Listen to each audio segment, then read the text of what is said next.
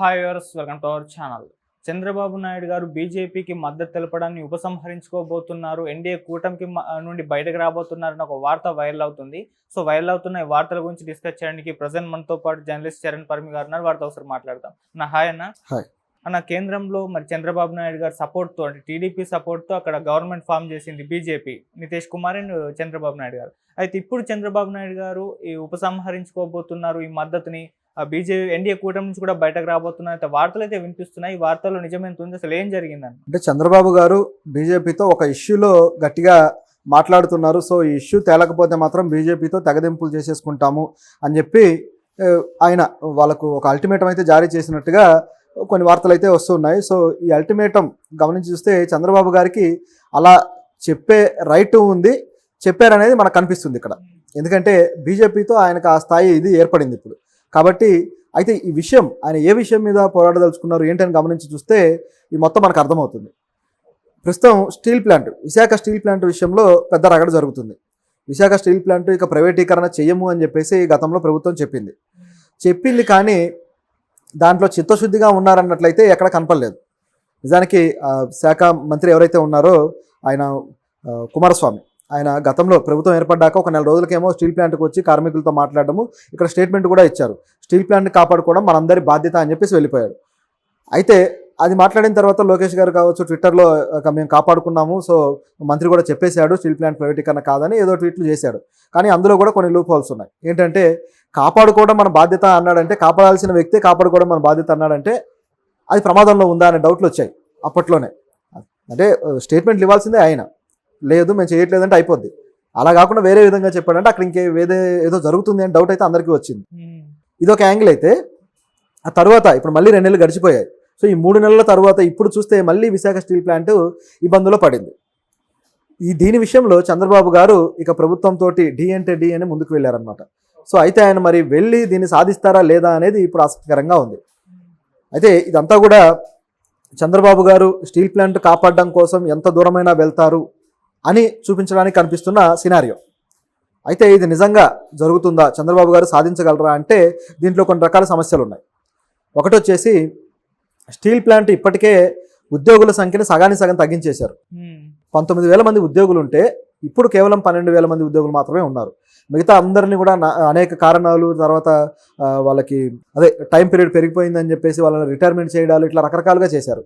కొంతమందిని అయితే వేరే స్టీల్ ప్లాంట్కి కూడా తరలించడం జరిగింది. డిప్యుటేషన్ అని చెప్పేసి దాదాపు 500 నుంచి 1000 మంది దాకా అటువైపు తరలించడం జరిగింది. ఈ విధంగా కూడా చేస్తూ వచ్చారు.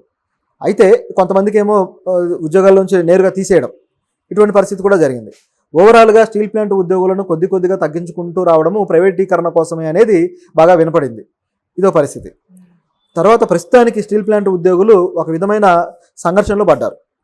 స్టీల్ ప్లాంట్కి ఇప్పుడు ఉత్పత్తి చేయడం కోసం తగినంత నిధులు కేటాయించలేదు, రీసోర్సెస్ కావాలి. ఆ రీసోర్సెస్ కేటాయింపులు కేంద్ర ప్రభుత్వం మన బడ్జెట్లో కూడా చేయలేదు, ప్రైవేటు కంపెనీలకు చేస్తున్నారు. కానీ ఇటువంటి దానికి ఎందుకు చేయలేదని చెప్పేసి గతంలోనే పార్లమెంట్లో అనేక మంది మాట్లాడారు. అదేవిధంగా అనేక మంది సీనియర్ జర్నలిస్టులు కూడా ఈ క్వశ్చన్ అడిగారు.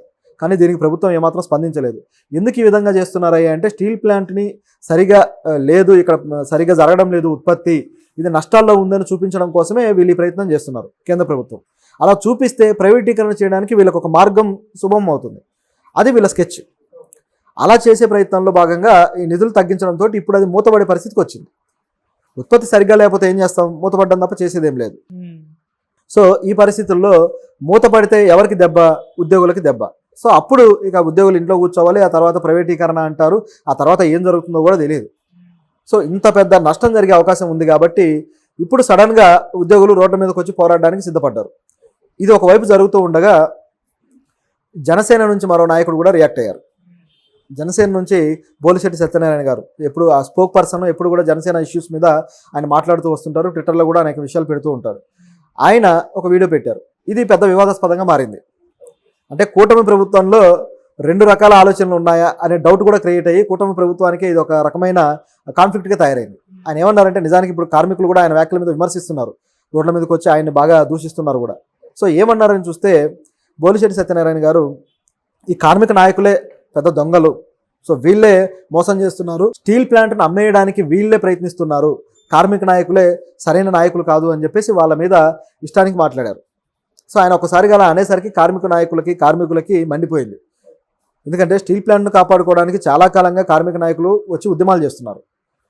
గత ప్రభుత్వం టైంలో కూడా, గత ప్రభుత్వం జగన్ ప్రభుత్వంలోనే ఈ స్టీల్ ప్లాంట్ అనేది ప్రైవేటీకరణ అవుతుంది అనేది వచ్చింది. అప్పటి నుంచి కూడా వీళ్ళు ఉద్యమం చేయడము, మోదీ గారు విశాఖ వస్తున్నారంటే గో బ్యాక్ మోదీ అని చెప్పేసి ఒక బ్లాక్ ఫ్లకార్డ్స్ తోటి నిరసనలు తెలియజేయడం ఇవన్నీ చేశారు. తర్వాత పవన్ కళ్యాణ్ గారు కూడా ఈ ఇష్యూని గుర్తించి ఇది ఆంధ్రుల హక్కు అని ఆయన రోడ్డు మీదకి వచ్చి ఆయన కూడా నిరసనలు తెలియజేశారు. కేంద్ర ప్రభుత్వంతో ఆయన పోరాడారు. అప్పటికి కూడా మేము పొత్తులో ఉంటాము, బీజేపీతో పొత్తు ఉంటుంది అని చెప్పి బీజేపీతో పొత్తు నడిపిన వ్యక్తి. అలా నడుపుతూ కూడా కేంద్ర ప్రభుత్వంతో ఫైట్ చేశాడు. అది పవన్ కళ్యాణ్ గట్స్, అది మెచ్చుకొని తీరాలి దాని విషయంలో. అలా పోరాడుతూ ఉంటే ఆ టైంలో ఆ కార్మిక నాయకులు పవన్ కళ్యాణ్కి సరైన మద్దతు ఇవ్వలేదు, వాళ్ళ పోరాటం అంతా కూడా ఫేక్ అన్నట్టుగా బోలిశెట్టి గారు అన్నారు.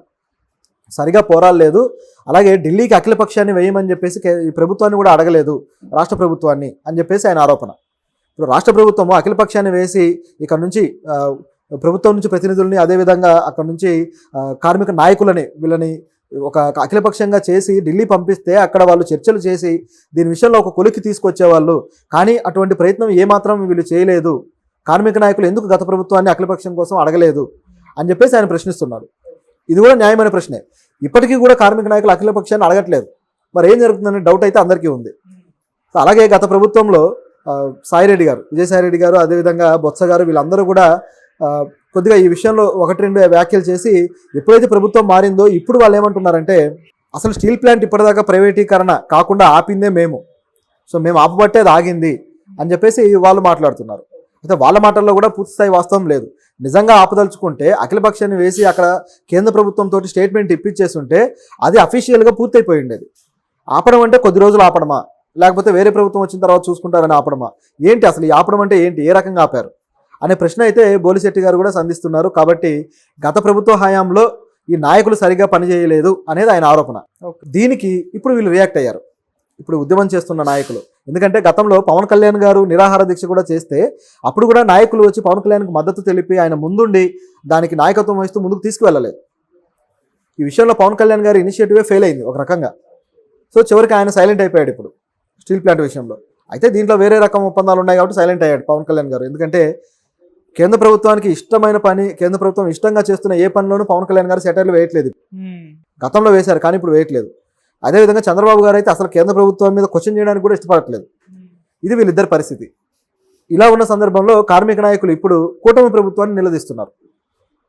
మీరు నిజాయితీ ఉంటే, మీరు నిజంగా దీన్ని ఆపదలుచుకుంటే మీరు ఖచ్చితంగా వెళ్ళి ఆపండి, మేము సపోర్ట్ చేస్తాము, మేము ముందుంటామని చెప్పేసి కార్మిక నాయకులు అడుగుతున్నారు.